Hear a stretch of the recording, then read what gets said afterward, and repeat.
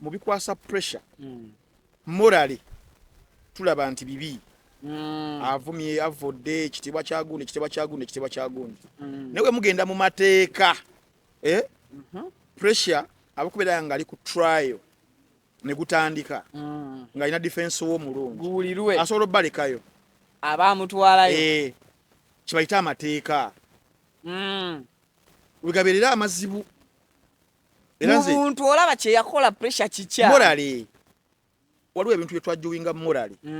tisenga ntambi bansanga nga nfuka ku kisenge ekyo morally kirabika bubi netusobola ogenda mu mateeka nga tewaliwo mu penal code tewaliwo kyali kiziyiza ekyo n'okikola ng'oli tasobola kukuwawaabira oba kitegeera okuwemula abantu bawemula wano morally kisawuninga bubi kisobola ogenda mutaganjula amateeka nga ntabisanga kutenga owemula tewali banoonya awo nga nanoonya article nebula dukira omusango gwono omusajja omuseegu omusomesa yani owa nanti yana erinnya lye senfuma morale kye yakola okubeera nti nasobola okuweereza omwana gwasomesa message ajjamulabe ezimusenda najja n'obupiira obunaakozesebwa mu kikolwa kati mu mateeka we bagenda okwajowenga tewaliwo kye bayita attempted rape attempted defilement toyina ng'ejjobeera they define rape with penetration nga kimaze ate osobola n'okugenda oliro yanagamba etteeka nayo teryasalawo okumanya nti inches mmeka eziyingira okukakasa penetration nti oyabadde abantu fena tukkiriza oba tugaane era nga webagamba nti omulungi tabulako kamogo buli muntu olinawo awataatuukirira teri muntu katonda gwe yakola nga amutuukiridde go ge mazima era omuntu ng'atuukiridde wano ogenda okulaba nga obwongo tebutuukiridde ng'ate ebimuvaamu tebimalayo naye kati gwosobola okuba ne deficiency somewhere oba nnyindo nogamba nnyindo yange nnene mwamba nnyo nti nze chosen Becky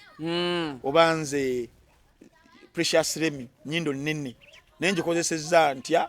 abantu okubagamba nti mu bunene bwayo ewunyiriza nnyo esensinga mpunyiriza ningambwa n'okyesooka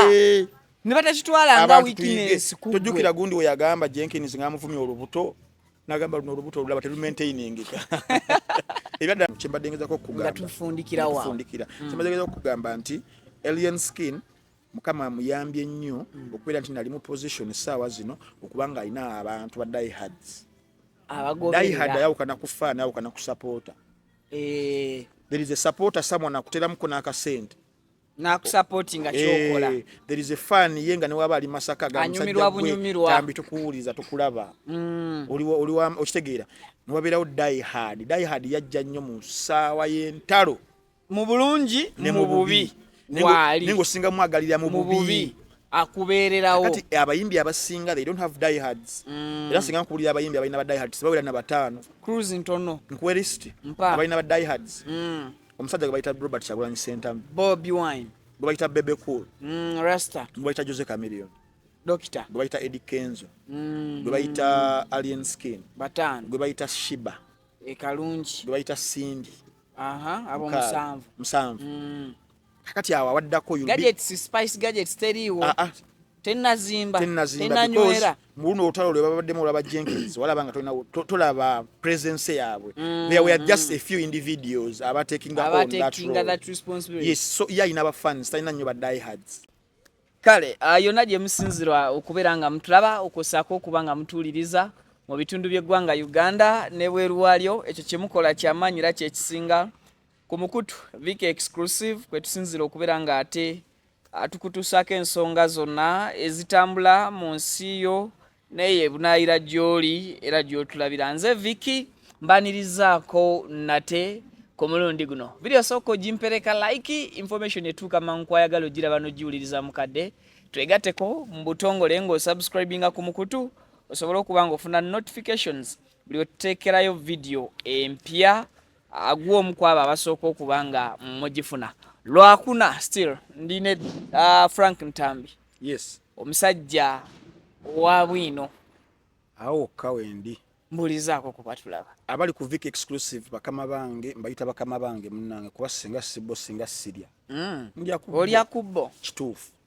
mulimu ki gwokola gwobaweereza okusasuza nti nina bakama bange abandeetera ku bulango naye nga singa tebandaba abantu bano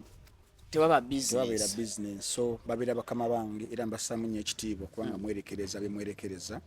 ne mubeera nga ntambi buli we mumulaba mugenda ne mubeera nga mumuwakinga waliwo abantu bange bemmanyi baloyo baddayihads bange bakukido bagamba nti kulaba bulabi linnya ntambi nga tunyigirawo pule ekyo nno si kyangu omuntu aba yakugwa era nkyebaliza nnyo Mukama Katonda ate nga si omusi babiri bayitirivu nnyo kuba nze omuntu ali very busy ku YouTube nze asinga okubeera busy ku YouTube mu Uganda Monday to Monday yes ye mazima ne Sunday wali tokola naye kati ndabo ngenda kuba nkolanga ne Kasuku ne Shalom buli Sunday era tujja kukoleranga wano list ya wali yabatabudde abalina ogenda ku onlyfans.com abakyalo 10 nabaddeko ne Lydia Jasmine nyo ejo natunuulidde list eri neŋŋamba mu list engeri gye wagikozeemu obadde nga ayina bye weenoonyeza ne munno ne gundi naye kennyini kati kankuzannyire Tash Habi we yagambye Tash Habi kale ebira byonna mwali bikoze ne Habi temwali mulumbye tetwalumbye muntu yabadde nga ataaka mu ngeri emu oba mu ngeri endala ntambi we were providing options kati kankuzannyire Tash Habi we yagambye yakukkulumye yaŋŋambye bw'ati Mukama Katonda kannyambye nkafune wano mangu nga sinaba kubuuza ku bantu kubanga list yabadde mpanvu naye nga ye Shalom awaga buwazi agamba awo I subscribe awo ono ng'agamba Tash Habi we should have a way to regulate Frank Tambi n'agamba ki Frank Tambi abyogeddeko let's listen to his submission how Frank Tambi nkunoonya kuno katuwulire Frank Tambi so mwetaagamu ka meeting gwe ne Tash Habi mutanye watatanyiziddwa bulungi Tash Habi sister wange mwagala nnyo bayira wenza omuntu nga sitori mukwano gwange kizibu n'okuyisa mukamu kizibu nyankumalirako obudde kizibu so nze ne Tash Habi muli bwe muti era singa wabeerawo omuntu ajja mu nkolagana yaffe tumuli ababiri nze ne Tash Habi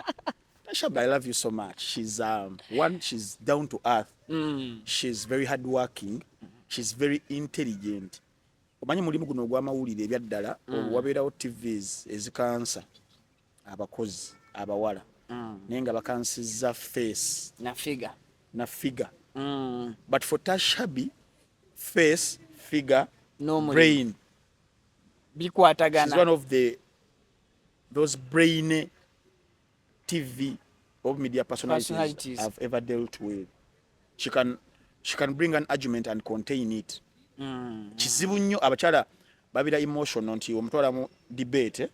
sometimes abiteeka mu feeling the other feeling ekola ki ejja but ebbanga lyenkozeeko ko naye ttono reasoninga n'amalayo ng'asobola n'okukulekayo oba towegendereza. That's how brainy she is, Tash Habi. So awe tandikidde on a lighter note but mbadde sinakweyanjulira abantu munsonyiwa amanya Frank Ntambi Wayne Balkeza the youngest East African professor, the juggernaut, the renegade, the encyclopedia, the man, the myth. Later I'll become a legend. I came, I saw, one day I'll conquer. Nzo musajja abojjanga embalabaasa wazira mbalagalanga kaasa. You can call me King T'Challa mu Black Panther. Nze question ate era nze answer. Ndi emperor, ndi Mansa Musa, ndi mutabani wa Mufasa, Peter Houdini y'omufuusa, ndi writer, ndi actor, ndi philosopher, ndi professor. Wenjogera ebikutabula ogamba kimu Ntambi yessa. When nasomesa analysis David Komu yali yayosa tamponanga cancer tansimatukanga kunsa. Ndi ku buli mukutu nga Vic exclusive nga butulutu tukufene mwana wattu. Check microphone wantu. Kati Ntambi nyine ekiteeso. Joel, next Thursday we tuba tukomawo making sure nti tukomawo ne radio ne beat ya rap mbere nga mbayiwa then kati introduction tugikolera ku freestyle kati nsobola okugamba kye tujja okukola nsobola okugamba nti bagamba okubeera ntambi kibeera kya butonde naye okufuuka franka kibeera optional uliriza explanation etali traditional bangi bakkiriza nti kibeera transitional kibeera ng'okuwangula akapiira mu final nga yege strike yakubya akapiira mu goal ntambi situkanko mu west ne bagamba ndi kigezi decision ya musajja okuva mu byekirenzi muzeeyi yambuliridde ku mpisa ey'obwenzi wesigiveeko nja kufuuka omugenzi wabula taata weebale kati obulamu buli easier wetwayogeddemu nakyusizaamu ku behavior I decided to be faithful to Olivia sikyali player takyakinze ne ka Flavia Olivia dia kada kalabo ka Nokia akujukiza eti omukwano gwa fogukume wekiba kiganje jangu mwambwera teggame siri mutu mwewome love ewome wabula afunye nome ntambi Salvador pa second chance awe nyini next time ndoza a bit kutugenda okubanga tutudde engome benge tambula bulungi ogenda funa analyst kimu Uganda ali as versatile as Frank Ntambi who can rap who can analyze who can sing who can do some comics mushemu notunuliro linga agamba wenalaba Ntambi na simanyi be Tanzania nemo ngatamanyi mbuno one of the elements anyway eyo tusooke tukyabikawo tugenda kutuukawo abantu mu kumanya Ntambi sagala kubeera munyi and of course twawuliddeyo n'omulala naye analyst muno at the same time naye promoter ayina kye yakkonye naye awo tujja kutuukawo ensonga eri mu ddiiro Frank yes ye ya amatu gafuuse ekivumo amatu g'embizzi agaki totabula namanyira nnyo genda kwewooma ojjukira Jenkins yagamba nti mbatwala nnyo kwewooma mbu amatu gonna nengalya nedda matuki amatu ng'omuntu amatu mpagwa ebiwaawo Dr. Kwef ebiwaawo tugera kulisikasenga biwaawo njala twogere ku ngeri olutalo luno gye lwabaddewo olutuuka okuvumya omuntu ebitundu bye by'omubiri nga babirabanga ekiswaza ebitundu bye ebyekyama ebyomubiri ebyekyama nabyo sebiba bya lukale nnyo naye era still tugendera awo bavumya omusajja wange ebiwaawo kiki ekigenda mu maaso wakati wa Dr. Kwef n'eno Mukabira kuba kati olutalo we luli ab'okukabira bayize embeera ya Foot Soldiers gye bakolangamu totukwatira ku Kyagulanyi ku social media no sigala ng'oyimiridde kati ne Fangoni akabira kategese oba kati kali mu nteekateeka ey'okuba nti omuntu abakwatira ku waabwe bakumenkeramu ekisookera ddala sikkiriziganya nti nno kitandikira ku Foot Soldiers kivudde wala nemba nkutute mu Bible genda osome Timotheo 2:7 egamba etya ate nkugambye nga ngambye genda ogisome njaginoonyako madda nti kuva dda kyaliwo abantu bayirawo nnyo omubiri omuntu gwe baagala alivereddia kwata ku ddiini yogera ekigambo ekibi ku Prophet Muhammad peace be upon him bakuwa abasiraamu tosula bayo wetonde nafuka wetonde obubuuza yo Mariachi ayabaloza akyaliwo yagamba omutwe tugwagala ku sowaani yawanika nagamba taata mpanisa ensonyi yawanika omulaba omugenzi muzaata nga mulala kituufu eddiini nzibu eddiini ndala yogera ku kabaka wa Buganda ojja kulaba Buganda ne kingdoms endala nga zisituka tulina mu line egamba ali kaabya kabaka ali mukaabya amaziga tuli mukaabya musaayi kufa nze ate nga ennono yava dda ku bassekabaka basuuna abedda egenda ekula ne mu anthem oli owulira nga tuwera ne woba owulidde anthem ya Bungereza mbateekeramu line ya Queen Elizabeth nga gye bagenda omuprotectinga paka lubeerera nze omu ku bantu abakkiriza nti Queen Elizabeth yali yafanga mu 7 naye nga bamutereka nga bajja ne bamwanikanako akonsaaga ne ngezaho okulaga how people are so dear kube baagala and willing to do it all oba kitegedde nkufuna there are very very many examples I could cite and give you fe kategori mwana muto Facebook wejjira wano mu Uganda tewalina simu nena yangu ogifuna bive koyogera ku mwaka kituze nkogera 29 2010 2012 13 nga nina essimu ndi ku Facebook walo kyali mu kyalo zeno siri wa bulijjo ntambi wali gundi nga muri mukutya abantu makona akutuka kyuse wandyesanga ngate makona mulala nnyo kuggwe muwe tugenda awo mu myaka waddamu kiyinzika makona nze nsaaga ono yali ku byamazima nange makona nsaaga yawona bantu ba era wala moge so mbadde gamba nti social media mu kujja wano abamu kuffe mbadde gamba nti Facebook eyo abayimbi bano naddala abasatu the big 3 buli omu yayina amaje agage Bobby Wine ngaina Firebase Army Bebe Cool Gagamel Chameleon the Islanders oba Lion Island Soldiers then ne Good Life nayo nereeta agayo ne ya Good Life yazoganya nayo yazoganyiza ddala kakati fabali bavubuseemu ko nga tuvudde ne mu high school mu biseere kubona twali mu high school nze nkubulya twabeera ngawe rubiri senior kuva ku senior 3 paka nyo twabeera mu HSC senior 5 6 zijukira badnati Nathan awo obibange na banji nga chetuso kati forum nga tuba na sente za break mukolawo mutya tunyumyawo kibozi tukube ekibozi kya kameri time netambula ogenda okulaba nga bakubya akade muddayo nga muliddewo mbozi nenga buli mu BBC eyo nemu naita argument ne paka nemugana mu kirasi ne fe toli ba backbenchers ne tutandikirawo nzijukire bangoba mu kirasi yali ya economics economics oyo mulaba nali simutegeera bulungi nanzibuwalira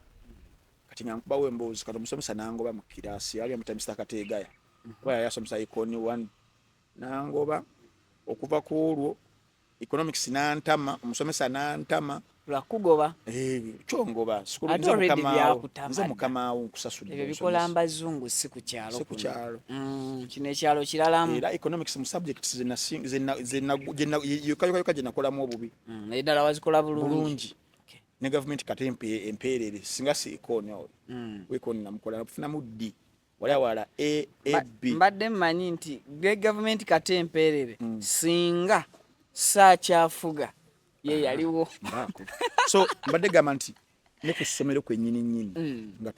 like we are defending those guys nga bo tebamanyi na tumanya kyenkulaga nti obeera buildings erinnya fan base egenda yegazuya yokka kati tujja ku Facebook jukira nga tetukyera abatuvudde mu high school mwina kuwuliziganyiza ku mitimbagano Facebook naye zempya tuguzeguzo ne kubimu ku byantukako ku ssomero erubiri eyo nagula essimu ne bakola assembly ne bagamba nti mujje n'ensawo zammwe ensawo twazilekanga mu kirasi lubiri sisi ssomero ddene kati ku assembly zinga tulekayo ensawo masweta nenga mulimu abaana abatubba kati kuno bagaa tujje n'ensawo ffenna kumbe batukozeeko operation Wembule kunoonya ani ayina essimu bajja ne batwala essimu ya Mr. Kabunga may he so rest in peace natwala essimu yange wayitawo weeks 2 ndaba ate agikwata eyo je yatwala ngira babweti nenga teri kyakkola obo kitegeera so tutatufunye obusimusimu awo tuze ku internet okwo Facebook tumanyi ejidde ki we don't know how to use ekyatambulira na kuopera mini ebyo so we misuse farm kwaso ko misusing social media nga muvuma buvumi tewali kirala bullying tewali kirala era sengete kali ali likola ali CBS fene tumalayo nga bebana baliwo mu biseera ebyo kati bamusanze Facebook eweddemu amaanyi muli bana bato puliriza taata Facebook ngowandika nga musobola ogenda ku lutalo lwa Bebe Cool nti bane Bobby Wine nga betwala nga waliwo alutandise no wandikako comment ne bagireplyinga kati replies nga nyingi okomawo n'osomako n'enkya ne luli n'olwokusatu post ejo kati kyenkugamba nti awo nawona twali tudefendinga ki bantu ankotere kya alien skin ekyo ne ba fangonians oba abokabira so kyoli mukulaba essaawa zino twakisiga dda mmwe bakatandika kusiga nsigo abamu kubasiga ensigo eyo era wenvayo kubanga mbyogerako mba ne all the moral authority okwogera ku topic ngeeyo era nga kyetusinga okwagala okufunamu naddala mu discussion ng'eno tuyinza kutereeza tutya bino ebigenda mu maaso bye mwasimira omusingi bitwasima omusingi ogwali omubi mubamu kubasiga ensigo eyo yali bakulu mpaji jinyini matumpaggwa nga bamuyita musajja wange oyo gwenjagala ennyo y'omu kwaba abasooka mu kusiga empagi olwaleero ezaagala omugwira. Yes, so naye azirozezzaako nedda kakati kyemutamanyi era nja kikunyonnyola wali mu maaso omuntu nga yaliko mu bintu ebyo nawumula buwummuzi natenga direction endala mujjukira mugenda okujja nga ye yakiyita mudda mulowooza mumukuba kumbi he has ever been there and he knows how to do it. That's why nti atuuka mu lutalo luno n'akola video namba ng'ali mu kweyimbira weevuma amatu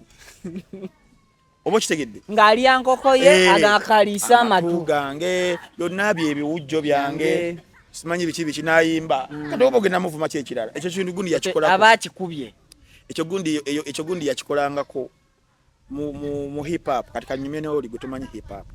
wenadda musebatta nja kuddira oyagamba wamma producer omusajja gwe bayita Marshall Mathers Bruce owokusatu Eminem alina film ya 2004 bagita 8 miles kati kanzire gyoli 8 miles mpuliriza ntambi 8 miles eyo eraga storage yava kuva mu trail parks ezo ya bulambo yakuliramu naye nga kiyalina for survival kyali kimu rap kati ngagenda mu bubaala Switzerland nga wano nga bategeka rap Olympics oba rap battles nga bava ku muteeko oguddako bagenda guddako naye ye nga he was an underdog nga ku kyalo Michigan Detroit nga loka gujja ba freestyle atamumanyi naye Marshall n'agenda nga jjajja bagenda ku final nasangayo kaguje kaguje olwedde nga bamanyi ensi nayo nekimanyi yagenda okuwangula yes kati nga mukola session ntambi akuba n'olinakuba tambi nga session ziri meka 3 Marshall Mathers yakwata akazindaalo jukira rap mwerumba nenkujerega nenkuvuma mama bikoze bityayo olinga kino nga kwevuma naye mu ngeri ya rhyming eri very poetic Marshall yakwata akazindaalo manchi yakola yevuma yenna session yonna eso oli abulwe tyana ne baba guy namugamba nekano kwewera biddakalala nti sina badde 10 koze bichi nsula mu trader takati njagala obulira abantu kyogenda okwogera kyeseyogedde ne baba guy akazindaalo abakukubye kuba kyo andi muvumye yasoose ne baba guy akazindaalo nga amatama ntengo kati gundi kye yakoze kwefu kye yakoze tikwefu bye mwandi muvume bonna byevumyeko te waliwo akatabo ka gayi wange yani Art of War akatabo ka Art of kakulaga when to fight, how to fight, who to fight, when to seize war olwana otya era olina kulukomya ddi kati kwefurukuta dokita byonna abitegera yabikoze obo kitegedde ali mukubanga abikola so that was just the by the way kati kankuzeyo ko kukiri nti ebintu byokwevuma bino sifa babisiga kale finjo bafa babisiga ku internet ne kuvadda byabangayo nga internet nti omuntu watokkiriziganya kuvadda mu bajjajjaffe mirembe gya Bible bitabe ebyo genda mu Bible genda mu Roman Empire yasookera ddala genda mu ba Greek genda mu baki entalo zona zolaba abantu bagenda nga okutabaala ebiseera ebisinga kwavanga ku mumwa guno emulema okukanya ku mumwa jukira mwevuma ne mugana ne mwewereza ebisongovu biki obigana nga mugenda musayi webale nnyo obo kitegera so abalowooza nti kyavadda kiri muffe kitambulira mu butonde webale nnyo kiri very genetic nti tuba n'obutakkaanya kati kangambe oti obutakkaanya conflicting zino okubaawo ndi ne Katonda we ya conflictinga ne yali malayika ye kali sawa zino nti rulde Stan abadde ku opposition banga lyonna ye longest opposition leader Stan tawangulwa naye ebbanga lyonna naye yalemerako teryagala takkiriza muntu kumujja mu kifo man of all seasons definitely genda mu munasism versus fascism olutalo lw'abanazi ojja togenda kusanga kuyitira abamusolini ojja nga kusanga nabo waliwo abantu abali abakkiririzaamu emabega timusolini tasobya ogundi kyatugamba yita kyetugenderako oba kitegeera kati nze wemba nkikugiddeeyo nenkikwetera ku internet essaawa zino mukigenda mu maaso mu lutalo lwaka abaakabira ne kwefu ng'omuntu because tewanabeerawo bantu bamwegattako okugamba nti NUP versus abafangoni naye era still bamubyemu kali how to become Bobi Wine akatabo manyi kwefu musajja wa Bobi ekyo tetugenda kijjawo kati n'abadde bamukuba bakubye amatuuge nga bagattako nti disciple side eno ate kyateewakana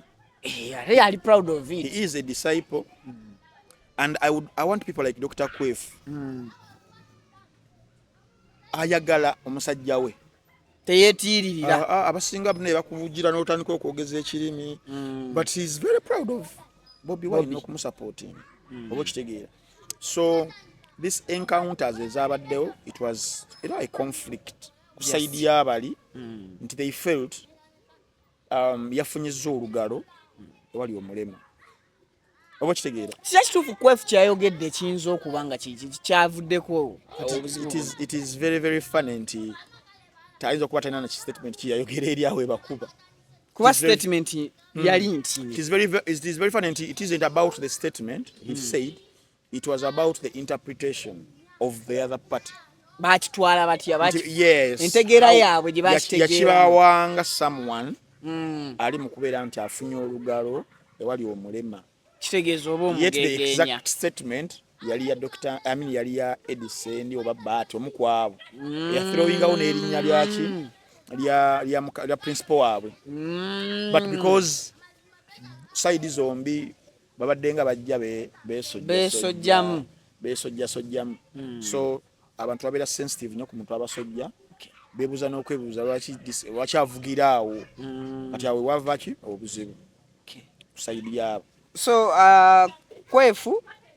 ye yasazeewo yeevume bye bamuvuma ne bye bayinza omuvuma n'okwongera okuliisa amatuuge mu mbeera y'okulumya ababadde bagalabanga ekivumu nti kyoyinza okukozesa eyo art aba abawangudde okuwangula sinze judge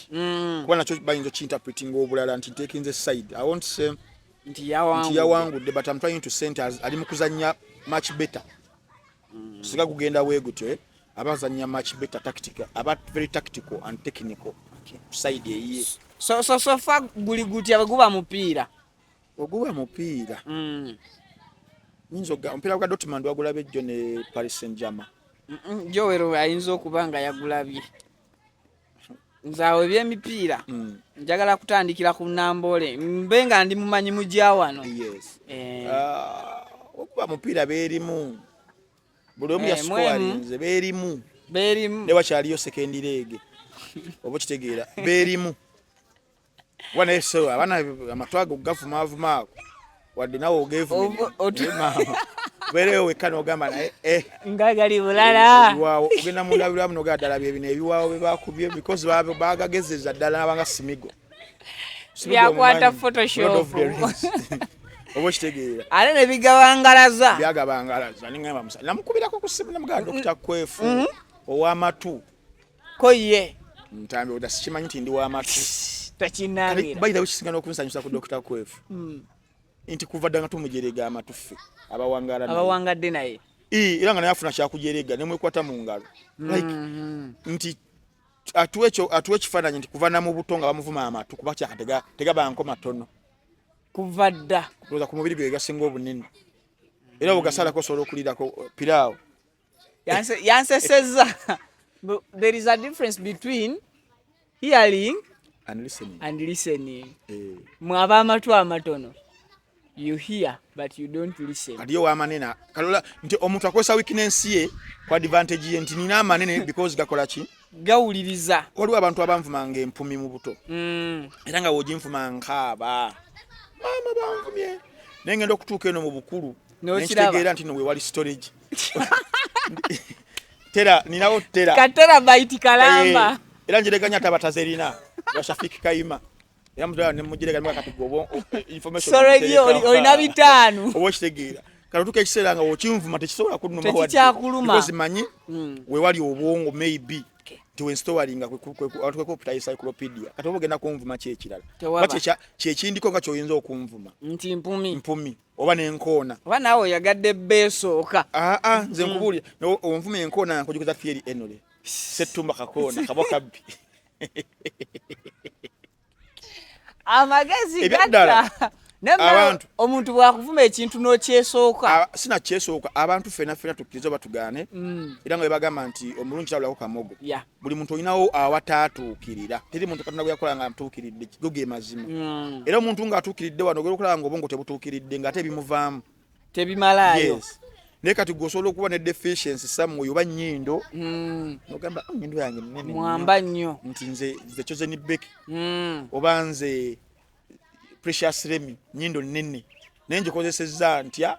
abantu okubagamba nti mu bunene bwayo ewunyiriza nnyo esensinga mpunyiriza ningambwa n'okyesooka ne batakitwala nga weakness tojjukira gundi we yagamba Jenkins ng'amuvumya olubuto nagamba luno olubuto olulaba terumaintainingika ebyaddala n'okubamu akafaananyi gamba musajja oba bikirya nagamba ate n'ekirala nejjandika mu lubuto siruwanirirangako oba kitegeere aba abasinze akati fenna tobalaba nze ku mutimbagano okwo teri muntu ali safe ku mutimbagano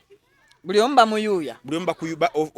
omu yali afunyeko time eyo eyuyuzibwa ate nze nkyetaaga nnyo I told people nti I would rather be a villain than a fake hero. Do you know what that means? A villain? Yes. I'd rather be a villain of this industry than a fake hero. I would rather be nga buli wenkola show ofuna out of 100 comments ngofuna positive njagala nga 75% zinkuba negative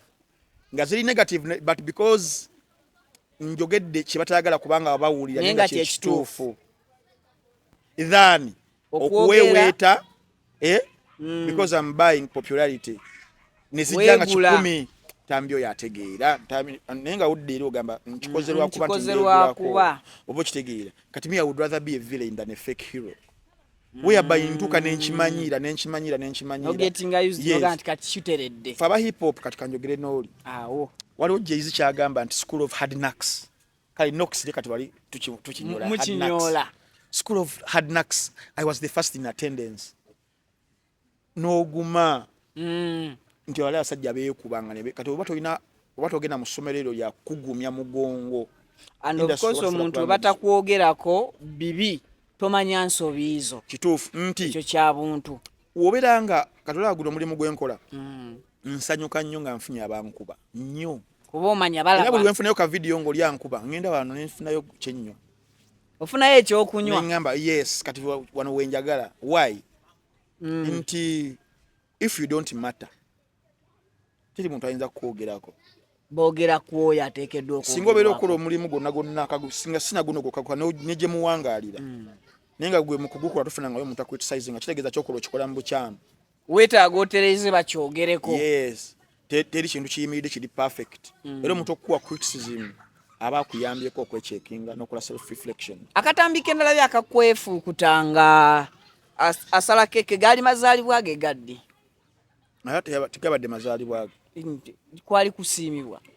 nako kabadde kajuzi wano nze ke nalabyeko ke njagala okukomentinga kuliko ekigambo Bobi Wine akusindise oba atumye something like kuliko nkalina kaliko ekigambo nagamba tagala nakukirya nagisala kuyita bbali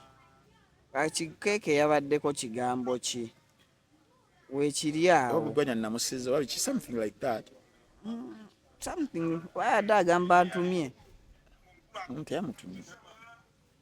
wano badde bagisala keeke wano nkutumidde Bobi Wine atumidde eyo keeke gwe gwasoose ogiraba kazikulaga the person I'm trying to tell you eyasooka mu kintu ekyo 2010 12 nti abajja kukulumya nti nakandi bakola bakatono asobola okukageza kati bamutumidde nakolerawo cake natayako n'ekigambo n'asala ebbali n'ebbali ate musala wakati ye sola lumulya sisobola kulya Bobby n'abuuza gwe osobola kati awo wona abakoona bali bakomyewo akobe bakomyewo akube mpaka lwe bakkakkana bokka yes oba okitegeera so the man knows how to fight and how to fight oba okitegeera nalabyeko yakutte n'akadomola nafuna ekisikosikaawo nagamba agenda kwokyakabira ate ako kampiseeko yakakoze naga agenda kwokyakabira abakola amanya ganokolayo bakikeni nga alina n'omuggo omuwanvu abamu bakwisambwisa ngamba omusajja ono abaana bamanyira abategeera sikale sikumanyira abaana basoomooza abategeera bulungi naye nga kitegeeza abategeera and ali ready okuba because bantu bangi nnyo abalemereddwa okubuuka amajaago nga bwe bakukwatako bwe bati amazigo ogakaaba ate n'otaddira ddala katamba wange nabadde ne katamba ejjo ne mugaa katamba abaana nga bakuba nnyo frank man nemugamba ni Dr. Kwefuyo omulabe nti ekikula kikwasaganyiza mu ngeri esaana kakati ngankuletera ekibuuzo the big conversation in this kisookera ddala we have to like between me and you audience ene etulaba tugiba etubanja emirimu mingi okuba nga tubasoosootolera ensonga ezimu ku nsobi zinasooka okukola mulimu guno era nja giyita nsobi naye namala nenjitereeza gyokomya oggulwamu ye sinagulwamu nnyo guno ogwokwogera nabaganda bange abaluddemu abansinze. That's why nti waliwo line jetera okukozesa mu introduction. I came, I saw, one day conquer. I came, I saw, nalaba. Wajja n'olaba. Yes. Ne nange kyandiramuko. Di. Fa abakola omulimu guno. Audience gye tuweereza ogiraba. Ku bantu abagenda okutulaba ne banabira 100. Let me use the sample of 100. Abantu abo bakulaba naye kyabasinga okwetaaga objectivity. Be objective. Singo obeera ku side. Bana bakulaba jukira mulimu abalowooza mu mbeera endala mulimu. If you are not objective, na weekubira bwoti. Obo bakoze bubi. Olina bobo omenye. Obo bakoze bubi. Ate na mulimu gwono nga batusomeseera bagamba information olina okubeera nga mu research nze buno omuwa ate mu analyzing or mu presenting ensonga. Be objective. Be striking a balance. Teweekubira. Akati gino mulimu tunagujjamu n'ebizibu nafuna kusanyuka TV awo benjo okubulira mu episode yaffe ey'okubiri. Neekubira nnyo. Wabeeranga side emu. Neekubira nnyo. Era issue ezo zajja eza alien bamaliriza bangobi. Ndi ku side ye. Ngandaba bayuyo omusajja atalina buzibu. Of course bulina yasigama munna akola ki? Abulina. But what I'm trying to say nti neekubira nnyo and I got so emotional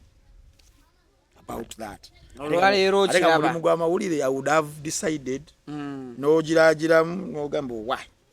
Oba kitegeera but nalemezaamu nnyo. Tutunuulirewo ddala lumu ntambi awo tuveewo. Yes. Kiki ekituufu ekyali awo? Kyaliwo. After the saga, the conflict between Parasu and camps needs a yawulam. It's not okay yawulam. That slap. Oluye. Whatever oluye byaddala alien nga bamukubaye.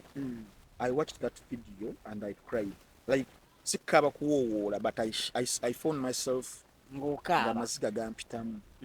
I felt so. Nze mu bulamu bwange saagala muntu anyigiriza muntu. Oba engeri gye mpanga linnyo n'ebisolo nti mba n'ekisolo kyange nti ng'embwa yange.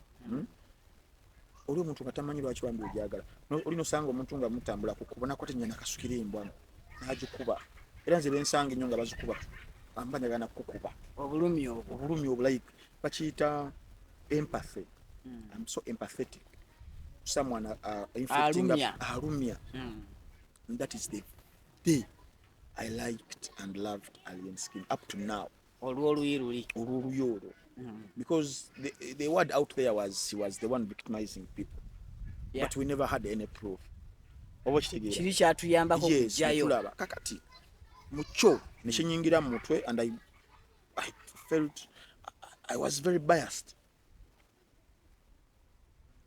Nebigenda mu maaso tuba tuli awo nga conflict ki yali eyokubiri yali wakati wa ba people power ba foot soldier. Yes. Betema. Yes. Ne alien. That saga yali yamanyi nnyo. Eyayuza internet. Yeah, ne batwaliramu awo ne principal ne bamugatta. Kati nze ng'omuntu, I like Bobi Wine. I love him so much. Wesanga nga ne alien omwagala. It is one of those sagas zenabeeramu, and nze teri muntu asobola kungamba how I can love someone. Abantu ne bagamba oba oyagala alien tolina kwagala Bobi Wine, oba oyagala Bobi Wine tolina kwagala alien. Ningamba you people mulowooza muti oba kitegeera lwaki muteekawo walina obbaawo embeera nti walina obbaawo gw'otayagala olyoka oyagalemu omulala. Nzira ogenda mu industry ya Uganda ogiraba ya entertainment gye mwetuwangaalira, asobola okubeera nga nze omu ku bantu abatono asobola okugenda mu buli camp ndi banyaniriza. I had issues with Bebe Cool. No, ng'ovudde ku zino eziriwo kati. Yaba yali birthday ya last year. Kweyo kayeko yali obujjuki. Wisdom njijjukira. Yes, Wisdom n'ayogera, Wisdom yamujiragira. Bebe Cool alina byayogera ku Kyagulanyi sakkiriziganya nabyo. So I did an interview wali ku The Investigator TV wa muganda waffe, mukulu waffe. Amanya gaabwe okuliko omu bamuyita mukulu waffe Stanley Ndawo. When I did that interview, nga omanyi nze nkutira facts ku mmeeza. I don't abuse. But wale bitu byendeta nga biri factual nnyo ng'omuntu olaba ng'omuntu singa kala anvumyemu nekiggwa naye bawulira point eno. And Bebe Cool yanoonya olwe statement oba olwa facts. Nanoonya like for 3 days. Nanga musajja yabadde wano yagayeka anakwatako, musajja yabadde wano yagayeka. You understand? Yeah. But ekyewuunyisa we twesanga on the 4th day ng'aba muli emabega banyiivu bagana kundya mu maaso. But for him nga mukakamu nantunulira bw'ati nanziza ebbali, and he was very calm, he was very composed, and we talked. Ekivaawo ekyo nemugamba I said what I said because of A, B, C, D. Nina ngamba Ntambi wouldn't have said that because ekituufu kyali you understand? Ne munnyonnyolegana okuva ku olwo netubeera nga buli twesanga everything is very positive. But this is Bebe Cool who is a nemesis to Bobi Wine. For a die-hard Bobi Wine fan, wakulaba ne Bebe Cool gwe Ntambi olutalo ajja gamba oli wankwe. Lwe lutalo olwa oliddemu eno olukuwe kati osaza oluusi na bigambo bizze eno. Nze obwongo bwange everything I do with my brain, not my heart, not my tokola na mutima, towuliriza mutima owuliriza bwongo. Yes, because omutima awalira avwe wali ne hatred. Yeah. Oba kitegeera naye obwongo bugamba you have to compromise somewhere. You have to be accommodative. Oba kitegeera kati nti nsobola okubeera wa Bebe Cool ne wano bino ebiro bigenda vaawo era mbeere naye unless otherwise nga kiwanvu mbeere wa Chameleone oyo golaba oyo abantu ge bagamba nti wansasagge Chameleone we twesanga kitole ekimwana nga like nga sobola okubulira interviews wakoze week eyo Jose nga alaba ate okulaba kitegeeza kulinamu interest bambi okitegeera Bobi Wine yekenyine nyini naye ogenda okulaba nga bubafaani tolina kusosola. Kakati ekyasanyuka TV wekito muganda wange okikola ki bukyali and nembeera ku side ya alien nga ndaba TV emukuba without also playing its part of objectivity. Yekubira kukuba omusajja okumusaanyaawo ningamba no enough is enough. Oba kitegeera ngenda okulaba nga ekipapula kiyise sidda olunaku lwe naddayo bandeetera abannajjolo ab'obusaale abana abalina ziguluneedi bitanka tingatinga nga banonye entambi nali mu floor yakusatu sisobola kwerabira lunaku olwo nga nina mu conference. It was the day owali Shiba and Cindy gundi yabwe gye bakolera ku next gundi debate yawe debate kati nali ku side ya Cindy nze nga nsindise okitegedde sookeyo embeera ensoma embeera nga nzage nobera ku side nga kale we yali ku side ya shikanizi alina obera ku ya Cindy kafuko we yandabira ku kamera n'agamba oyo n'asooka n'asindika omuwala bamuyita menta mukwano gwange bambira gwe basindika akasajja ako kambazuule tujja keŋŋanga menta goba ogenda menta abinajjananga Frank my boss has said you should leave immediately leave mugamba how should I leave nga kindese tekinnaba nali nze ne kasuku yali agenda okubeera in charge kasuku yeri nga aliko after 5 zande say no waiting room ninde kati makyagera ne menta yine kakati ate kyatuuse ddiwe ekiti bantwala n'ekisubi ku liiso bantwala kiyumba anaagwa kipayopayo ne bansawuka eri nagamba fuluma sho wagirabira ku simu ate nagiraba I was very bitter even up to now very bitter newe tuligenda mu ggulu tolikyerabira njadde fuluma singa nalabayo omuntu omu kwabo eyefaananyiriza abakola ekyo njifuluma nengerako mugeera nenywa shisha wali akaliro akaliro temujja kanywerako kakati munnange all that was because of alien skin naye lwakimbadde kwa background eyo nti muguno omulimu gwenkola nentuka ekiseera ng'abantu nekyesibawa in terms of being objective nadala ku nsonga zirimu erinya alien skin and I sounded to be a populist oba kitegedde guno mulimu tuyiga nakati nkyayiga nakati okyasoma oyiga yes it is very bad to come because you want to seek numbers wala akaseera we tutagira numbers n'akaseera era nyinza okugamba nti kyanyambako even to pull up my numbers in that scenario nti nafiirwa naye nafunamu because of alien skin naddala fan base ye banjagala because of the way I was defending him and I'm not trying to say I will never defend him again but I'm trying to say nti ku nsonga ezirimu alien skin oba omuntu yenayina gwenjagala I rather choose to be objective omuntu wabanyigide nanyigira kyali ku bebe cool kati kino ekyokubiri n'olutalo lwe tulimu olwokubiri nti yes I love him I like him, he's my guy we go out and do what but then the issue came when I had to be objective and when I was objective they felt mbaliddemu olukwe era simu Cleberson gye yankubira yaŋŋamba kasajja goli kabi nnyo ne tukusembeza n'okusembeza n'obeera kyali waffe you understand nti we bakusembeza baagala osuute busuusi okube bukubi ntoyi yet that audience kyenjagalamu is objectivity oba kitegeera kino bwe kijja kituwe nga bwe kiddayo ku kiri kye nagambye nti I rather be a villain ne bankuba ne banvuma than a fake hero oba kitegedde kufunye takati musonga eno kyembadde ngezako okugamba tufundikira kyembadde ngezako okugamba nti alien skin mukama amuyambye nnyo okubeera nti nali mu position essaawa zino okubanga alina abantu ba diehards diehard ayawukana kufaana ayawukana kusupporta there is a supporter someone akuteramuko n'akasente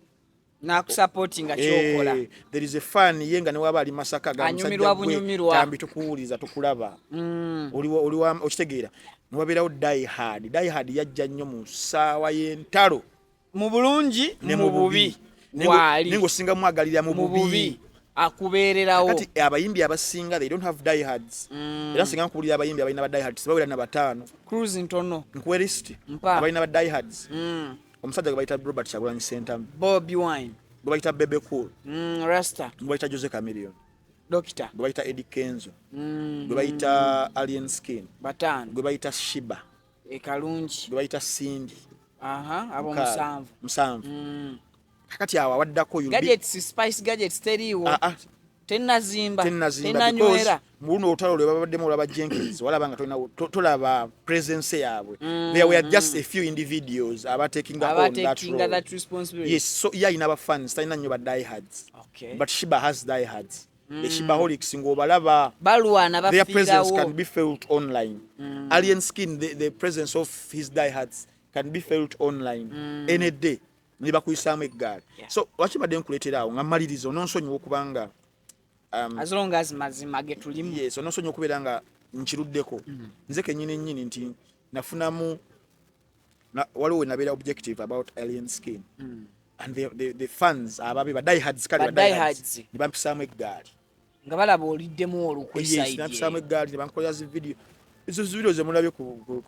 Dr. Kwefu si atandise fena tubaddeko ba victims b'ekyo ba alien yes ne bakuwisaamu ne bakolera video kasajja goli kino oli kasi totegeera you understand but for me the good thing about this I've also ever been there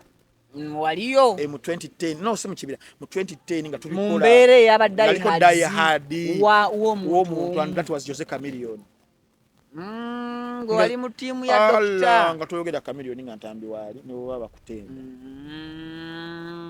obo kitegeera kati awo nsha so kati nawo manye embeera I know the psychology like the role diehard ya playing yeyo era sobola kera ku macha no muisam nenfuma abaana ba diehards ba alien kibakoze kichamu kituufu wana nawe waliko mu mbeera kituufu nyo that is their role they have to play in bad times obo kitegeera but the good thing is inti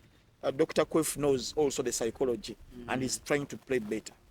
Thank you so much. Kale mu nsonga eyo still nga tukyamenya ebigenda maaso mu ggwanga omwana mulenzi pressure oba pressure 24/7 bamutadde tebamutadde bamuwadde court bail bakkiriza okweyimirirwa togera don't be technical audience yonji manjeri bebo mu lulimi olutuufu abantu bwe balowooza nti bwe bakuwa bail baba baakutadde toba technical gamba bamutadde tebamutadde kati ntambi tutandikirawo ennyini bail kyeki nkugambye eri omuntu kyogezako kwogera nkimanyi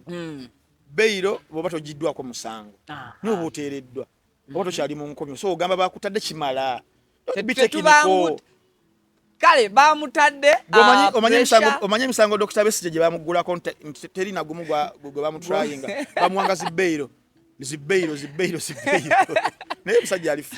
paka neleero yaddangayo omusango gwe bamugirako ddala gwe gwali ogwakyakuwa ogwa rape ogwali fabricated ogwo bagugjaho kesi neggalwa kubanga twali tugenda mu kalulu nga singa guba gukyamuliko eba teyitawo so bamutadde kimala okay mu kumuta bamuwadde era still obukwakulizo obw'obutaddamu kukozesa bubi mutimbagano ng'atyoboola beyatyoboola and of course abantu abaanokolwayo mukendezeewo katono mutuyambe sound ndowooza ayina waagizeemu giramu katono bambi kale abamu kwabo bwe yayisaamu eggaali kwaliko omutanda obadde okyaŋŋamba byamugambye obukwakulizo bamuwadde obukwakulizo obutaddamu kukozesa mutimbagano byeyagukozesa mu bubi mu kuvuma mu kutyoboola n'okuwalampa ba government officials oba abantu ekyo kyabadde kya bulalu kye bakoze lwaki how do they anyways sokomalize yes omusango gwe baali bagula ku pressure gwa kuvuma kutyoboola nakozesa bubi mutimbagano omwali okuyisaamu eggaali ng'enjogera ennaku zino bweri Ssaabasajja Kabaka Mwami Museveni president then ne Anita Among speaker then nani awo omulala bali bangi list yabadde y'abantu bana eya kooti babamenye bana babamenye taddamu boogera abo abeesonyiwe naye abalala ne bamugamba n'abantu abalala abalinga abo abeesonyiire ddala omanyi bakingambye muno kooti kye yakoze I'm not an expert mu mateeka but let me try to use try as much as you can yes but even using logic obukwakulizo bwaweereddwa pressure toddamu kugenda kukozesa mutimbagano obubi who determines akozesa omutimbagano obubi oba kitegeeza nkufuna because it is subject of contention n'emisango pressure yonna gyabadde kumusobola ogenda mu kooti n'agisinga kitegeeza ti yabukozesa bubi oba kitegeera the contradiction ekyokubiri omugamba n'omumenyera abantu taddamu boogerako ebyo wadde mbonokola y'abalala oba kitegeera nti n'aleka bano be bamuwa anyways sijagenda nnyo kuyingirira nsalawo ya court. I respect courts of law. I was just thinking out loud of the Bukwakulizozi. Okay. Yeah, so continue. Ogwasooka baali ensonga yali mu Misabel yali zaaliwo ensonga. Ekisooka abasooka okujja mu kooti okumweyimirira emmengo baali tebalina baalimba gye bava. Bagamba babeera ndejje baleeta ebirala ebiboogerako ebbaluwa zerosi nga ziraga lugazi. Obadde okugoberera taata. Awo ne bavaawo. Ate eno omulundi ogwokubiri ne bamusaba ekyapa ekiri mu mannya ge bw'aba ayagala okweyimirirwa. Yes. Ye pressure. Bw'aba ayagala okweyimirirwa aleeta abantu babiri n'ekyapa ekiri mu mannya ge then n'obukadde bameka n'obukadde 3. Then n'abulwa. Then ogwabadde omulundi ogwokusatu gwe guno basenga be babiri ne bamweyimirira n'obukadde bwa ssente bumeka bubiri ku million shillings ezabuliwo ze bawaddeyo n'endagamuntu z'abaze okweyimirira. Pressure n'avaayo. Kati okusinziira bw'olabye omusango guno okuba lwe gwatandika ne pressure lwe bamukwata kyolaba kyekigenda okuwa abantu because pressure si asoose okukozesa obubi omutimbagano okuba okubaako baalumbagana newankubadde nti mu kulumba omulundi guno yalumbamuko ku ngoma eki ennene okugeza nga Ssaabasajja naye era teri alina proof ku bigambo bye yali akola ki bye yali ayogera nti bikyamu oba bituufu. So as Frank Antambi analyst ensonga ya pressure ogitunulamu otya era oyinza journalizing otya? Ekisooka amateeka gali diverse. Diverse mu Luganda naligambye nti magazine. Kyova olaba nti olwaleero Ntambi, God forbid, singa nkola ekintu ekiri criminal tugambe kali kiri ekisimbiro ddala nti oba rape oba murder. Even the proof neweebeerawo ozaki bagenda bakibakufula mu trial muwoze tegunnakusinga nga tosingisibwa musango nga tegunnakusinga. Yes, nti mugenda mu trial ne muwoza naye tulabye cases nyingi mu criminal ng'oyo akikoze alina lawyer amudefending omusango n'aguwangula nga gulaga teyakikoze. Omanyi lwaki nkuleetera awo kyebayita amateeka muzibe sina muzibe amateeka magazi n'okusinga gwe wooko nti leero the same lawyer awangudde guno enkyalemererwa the exact case yennyini ogw'enkoko n'aguwoza n'agukuba enkya ne bamuleetera ogw'enkoko ne gumulema naye nga gundi zezimu ingredients nga zezimu kyebayita amateeka. So mu bikwasa pressure morally tulaba nti bibi avumye avodde ekitiibwa kyagundi naye mugenda mu mateeka pressure abakubeera nga ali ku trial ne gutandika nga alina defense w'omulungi guwulirwe asobola obbalekayo abaamutwalayo kibayita amateeka wegaberera amazibu era nze omuntu olaba kye yakola pressure kikya morally waliwo ebintu bye twajjuwinga morally tisenga Ntambi bansanga nga nfukaawo ku kisenge ekyo morally kirabika bubi ne tusobola ogenda mu mateeka nga tewaliwo mu penal code tewaliwo kyali kiziyiza ekyo n'okikola ng'oli tasobola kukuwa waabira oba kitegeera okuwemula abantu bawemula wano morally kisawuninga bubi kisobola ogenda mutaganjula amateeka nga Ntambi singa kutenga owemula tewali banoonya nga nanoonya article nebula dukira omusango gw'ono omusajja omuseegu omusomesa yani owa nanti yani erinnya lye Senfuma morale kye yakola okubeera nti nasobola okuweereza omwana gwasomesa message ajja mulabe ezimusenda najja n'obupiira obunaakozesebwa mu kikolwa kati mu mateeka we bagenda okwajowenga tewaliwo kye bayita attempted rape attempted defilement toyina ng'ejjobeera they define rape with penetration nga kimaze ate osobola n'okugenda oli lawyer n'aggamba etteeka nayo teryasalawo okumanya nti inches zimeka eziyingira okukakasa penetration nti oyabadde oba kitegeera amateeka era nawulira abantu bagamba bamusibe attempted antigola wawuli attempted murder yabadde ageza kukwata attempted rape mu mateeka ebaddala nga musajja teri attempted rape olina ajuwinga yabadde n'obupiira yabadde agenda bukozesa wadde mbokuba nti yabadde asobola okugamba nti omusajja nabadde mbako omulogi namunene wange kinabadde kyokuyitamu ne bafise kati kibayita amateeka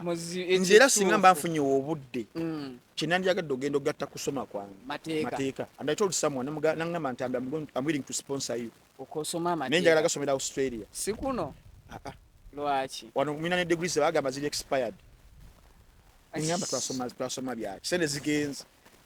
emyaka gitambudde Australia emyaka gyange 3 naye kati mulingamba Vic exclusive mulekirana na muwabwe no buli lwakuna Zoom zajja tekifaayo nga wano era tekiba practical era gwe asinze okunnemeza wano kuba nkwagala nnyo nze siya kale tuzeeyo wali kyembadde kugamba amateeka senfuma etteeka lya attempted rape lyali terisobola mukolako kubanga teririiyo kati ojja muguno ogwa pressure ekitono ennyo kyemmanyi ku kuvuma okwo bibeera otwalira mu defamation omwo defamation mugenda mu civil mu civil abeera individual yataba state teguba gwa state emugenda mu gwa state wenyini nga bagadde guvugira eyo onyino bawa abajulizi abajulira kati bibeera bingi naye nti nno guno defamation anywhere agenda nnyo mu civil gyatambulira n'ogamba olupapula lwa monitor lwakugize lwanjogerako damages z'empisa emulundi yiririre obukadde 600 walaba omusango gwa nabitengeero ne bukedde era bamaliriza mwadde obukadde 5 era yampaka kaddaaka ak'okumuwolereza oba ak'okutwala obujulizi nina lolo gye nakola musango gwo sijja gibabuulira mwenna naye teyali guwangudde oba okitegedde n'olyakaakamu kati obadde ogamba nga kyaliwo saamanya naakakimanya nakatwala mu charity ndambakwata miliyoni nagitwala mu charity nze bayitayo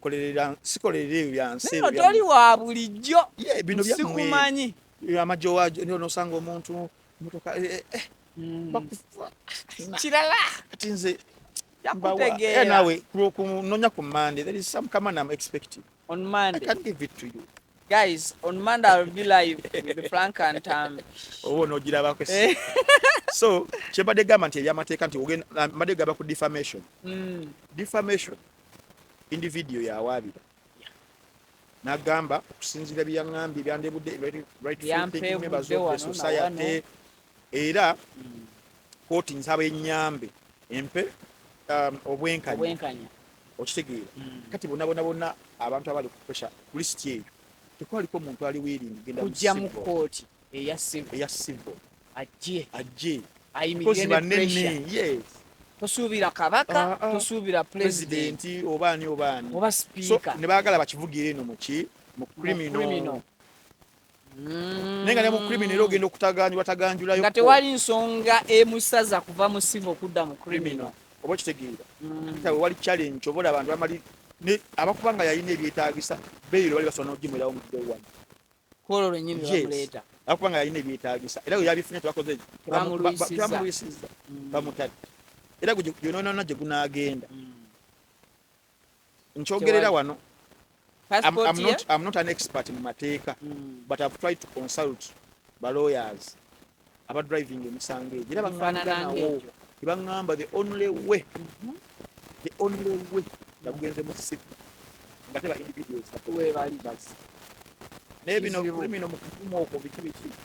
omusango gwa Stella Nyanzi ogujjukira bulungi bamutwala luzira defendant wa Stella Nyanzi atuka ekiseera n'agamba kooti tubale tusaba president gwe bagamba gwe bavu ajje mu kooti akakase kooti eno bawe bamuvuma bebawo olunaku lwalina lwakusatu jukira mulimu atika egamba nti simanyi to the person of the president lawyer wa Stella Nyanzi agako ajje atubulire byamuyisa bitya nanga atunyonyolemuko ngekyo kyamu affectingamu ne baba wall date sizijjukira naye yali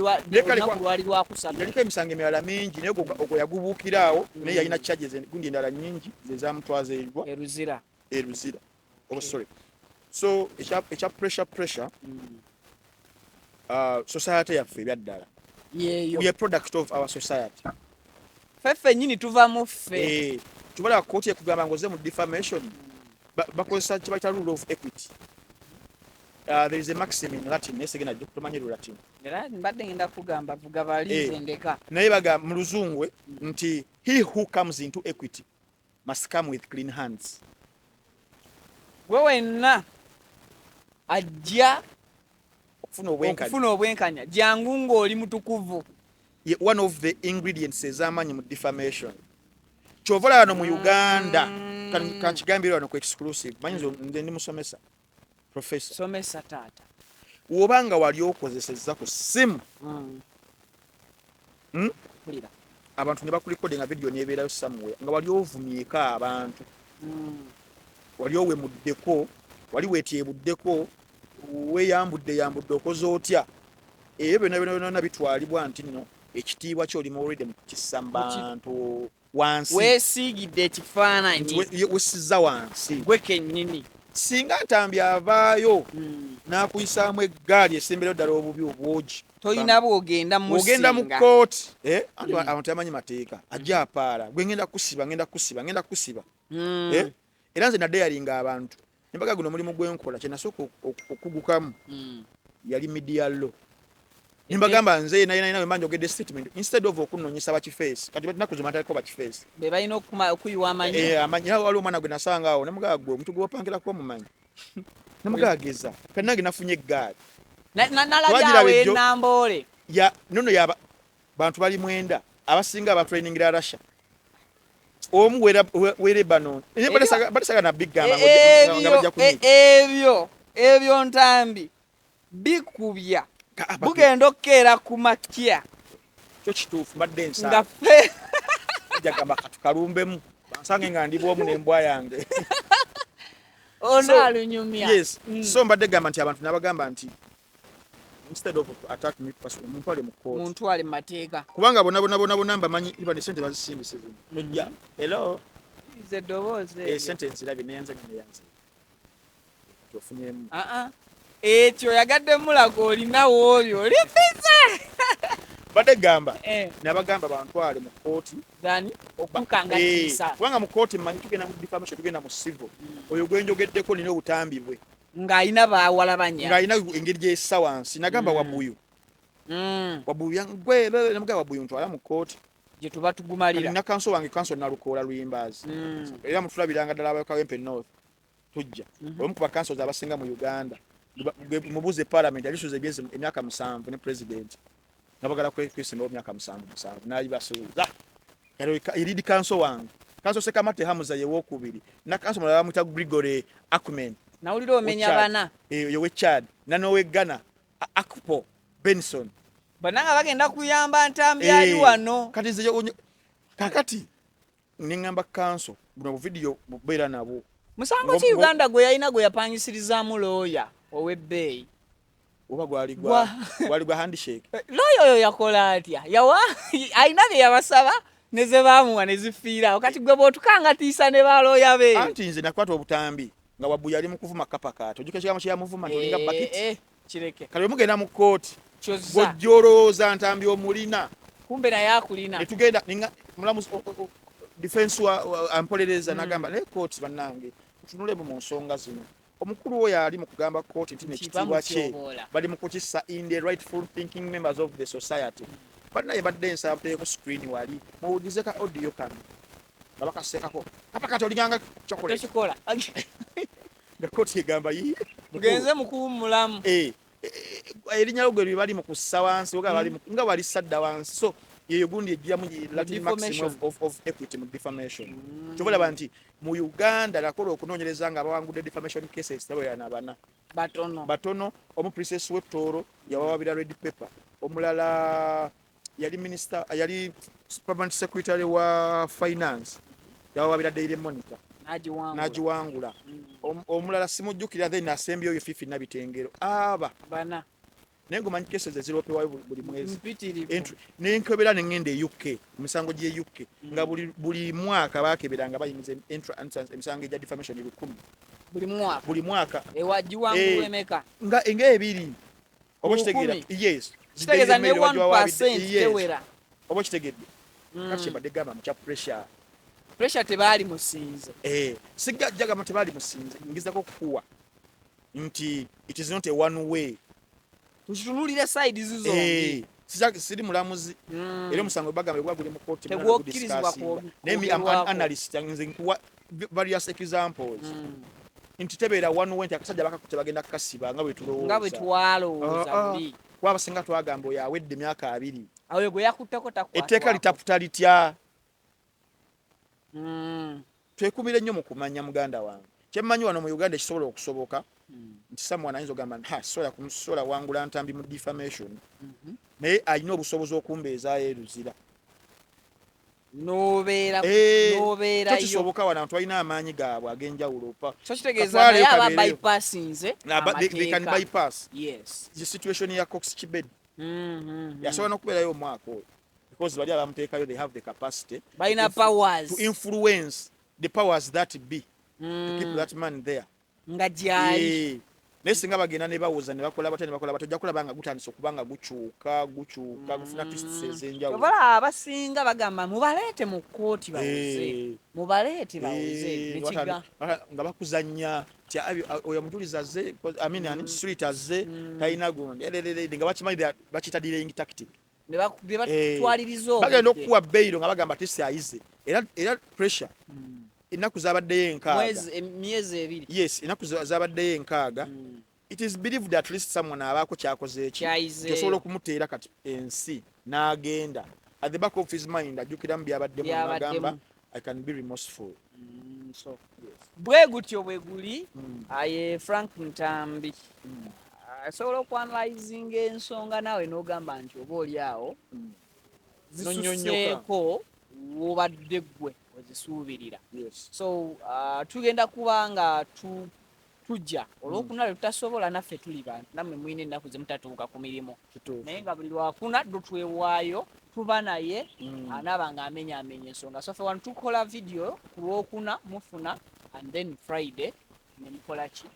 Friday or Saturday nemufuna video endala okuva ewa Frank Ntambi yes so then bakama baffe tesobola kuvaawo boli awo tubogeddeko okutusobozesa okutusponsoringa next show ya kituufu era nga mubakama bange asinze okumbeererawo bannaye bamuyita munowach simanyi munowach kyenamuwa CEO Faizo CEO Deriki mwabale kunsapo Junior reply abali ba complaininga ku munowach nagiwulidde va kuyo ku TikTok kati walo gye bali replying de mukasinema badde bakayita batya yasoose n'afuna bakakyere anyway musajja asagasaga nnyo naye nga musajja mulungi yes ekikulu omanyi wobeera nga oli mu service provision nga providing services client wo olina okuba nga ofaayo nnyo kuwalwezize yes so ensonga twazitereeza ezo zonna feedback yajja netumurespectinga netubeera nga tutereeza system etambula bulungi nnyo so abagala munowach mwenna abatamanyi munowach because bwisaawa wabaawo abajoininga internet munowach mukutu nga olaba social media nti olina Facebook kati neguli mukutu okubeera firimu z'ababijje ba Uganda bonna omaloboozi ag'enjawulo kati tutandise ogenda mu tutandise okwembracinga technology nti omuntu edda yakwatanga kiteepu n'akiteeka mu ddeeke netugenda netuvaawo netufuna CD netusooka netufuna bu CD tukazi VCD side B tugenda mu DVD kati flash nayo nejja naye egende eggwerera kati abantu tuli online tukyalina budde bunyuka na kugenda ku library kusimba line kati omuntu oba ne TV waka smart TV incheza na mumeka obata asatu mu biri flat smart mweziri yes oyina fiber ye waka alize waka nina fiber era embasiri waka embwa yange ndeka nteddeko katuni neeraba nebeerawo nenninda okikulu owakana kati mulunda zikapa toba nkona mbwa nga yange ya bbeeyi anti kati ntambize kapa nekusumbuwa muba nezino embwa simanyi zi maxi police nejja ezo ezitaya ku kyalo embwe yange najija Spain. Ghost. Yes, najija Spain. Mu kibuga bali bakiyita Espanyol. Catalonia. Kuliko street ki? Street embagiyita Zaragoza Street. Oweta nsigiramu lero kankwate mu kuntambi nsiki street oga street wajira atya Zaragoza Street kyekyo kyasoose okwogera aha tutuzingire mwe kono nogenda lagiya ku Puyo Lane no yamka nogenda ku Valdez House kati ono firimu eziri mwaka so muno wachi yeyo jibere emitwalo 3 subscription ya mitwalo 3 ejja Uganda nobirango otulaba omutimagano yokutuudu sente obo spendinze nusu 10 lokka buli lunaku ku mitwalo 3 atos owera olaba nowechya bwecya muvije yenna gwoyaguliramu emirembe ate bavije bona balungi bavije basomye oluzungu balumanyidde kanita pit movies so bobasanga ku muno wachi ogifuna otya osobola okugifuna ku simu simu yange iPhone ogenda gyogulira application abera Apple Store n'ogifuna Muno Watch is MUNO then ne watch WATCH n'ogifuna negenda ogigenda mu application eno eri prompting nnyo bakulaga woteeka email address gyoyagala okubanga okozesa ne password wansi obi creating like any other app. Yes then nekutwala ku muteeko ogwokubiri awamu firimu zezisookawo n'oplayinga firimu tolina kusasula negamba omukulu twale eno tuweka sente nedda kale sample yesobola okubaawo sample yeso katuwebe evuddewo agamu ne mukulu twagala yoko kasente subscription ne bakutwalayo eri gyosasulira whether mobile money whether visa whether what n'ositeeka mu tesi gundiyo ne password nobanga otweyunze then go smart TV application Android TVs mweri ne tuli challenge nti olumu compatibility za apps na TV agamu tebikwatagana ojasa ku Samsung teri mgundi yayo teriyo app ne Android TVs kweri kati chobo okola gwe ngolina TV nga terina app ya muno watch okasolo casting ekifaananyi okuva ku simu yo n'okikasuka ku TV oba kitegeera bisobola even www.munowatch.com TV nayo osobola okubeera ng'okola ki ng'omufuna so be baganda bafa muno watch baganda bange ab'okubiri be bakwagalana adventure safaris bano olunaku z'omwezi nga 1 mpaka 8 bakutuusizzaako kye bayise Dubai Summer Trip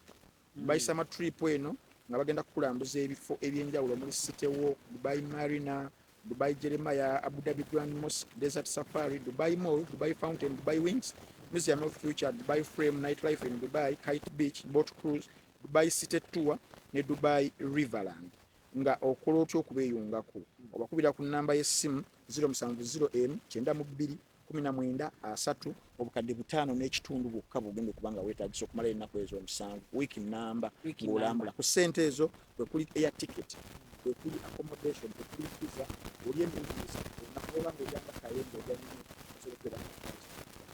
transportation mu Dubai kwe kuli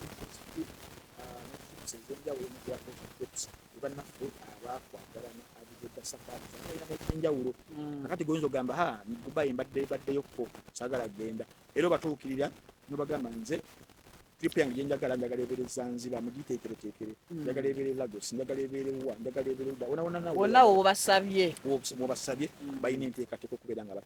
bakolera ku byonna yes nabagamba ojakweta ku sente bwezi tojja kunywa sente gwe n'osasula busasuzi zemukanyeza wano mu Uganda mwe banjagala kulambula bifo naye nga tetulina mamotoka basobola okubeera nga bakola ki bakulambuza so bakubireko enamba gyengambye 070M 9219 oba okugenda ku offices zaabwe ezisangibwawo ku Plaza ku floor esembayo asemberayo ddala Tina's Oven tanansasula sente zange agiralindako show ya gundi eyengedde show ya Mohanji Alex ennaku z'omwezi nga 3 y'enkya waliwo mu South Africa bamuyita EEQ kati gwe soogera naawe gerinda kibijjigiri wamma gwali eyo nga onyumirwa nnyo amapiano nzikiriza yes EEQ gwe anyumirwa amapiano EEQ olunaku olw'enkyanga 5 tugenda genda awo ku Masho Ground okubanga tulaba mu South Africa oyo Lugogaawo so mwena banyumira that kind of music amapiano EEQ kabaka wa amapiano mu Africa mu nsi yonna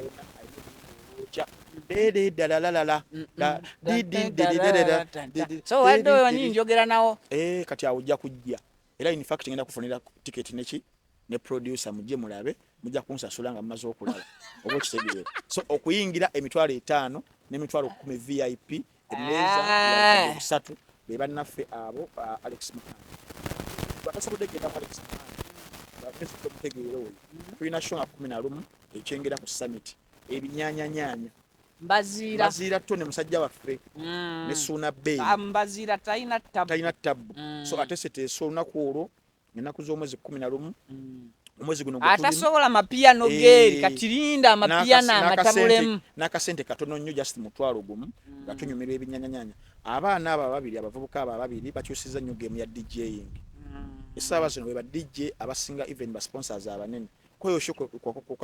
kuliko Pepsi ne MTN imagine ne MTN yabegaseko kati gwe obera ngo lidijja akubira simanye no kololo ne we wana mbokuba simanye bichi labira kubali Suna Bay bagamba nti yategeke rugogo nawo otegeke wali ku lunaku lumu tebajja funa bano obo kitegeera so be baganda bafabo Suna Bay ne munne asemberayo ddala emugana nge Fefe Bus ngenda kuzomwezi 18 May fena tugenda lya Haspia okubera nga tulaba omu kubaana esaawa zino hip hop nga omumanyaze afuna transitions ez'amaanyi n'esaawa zino omuntu gwe tuyitanga Prince of hip hop mu Uganda Fefe Bus Crown Prince in fact yalindiridde okugenda okutula ku ntebe eri esaawa yonna n'esaawa zino atuuzibwako kubanga wenkubuuza omuntu amusinga esaawa zino okurapinga mu Uganda ogenda kuŋŋamba esaawa zino waali yasinga esaawa zino akana akasobola okufreestylinga off the top ako buli ekiri awo nakugamba kakati wano esaawa nga 2 namba nga atetenkanya banzalira mu ghetto awatali muto Frank Ntambi ningo mwana Yesu Kristo Frank agenda baba nti bambala ngatto enkuba yetonyo kuvayo wera otagalyato okwera nawe Vicky kyali kiroto nawulika nga lemisa nkwana kutadoba yo Fefe Bus mubere bulungi nakuzomwezi 18 tusibudde tunatuuka kusibula lwa nsonga programming igi yatandise twakkiriziganyizza ku nsonga ya beat bye bye mweraba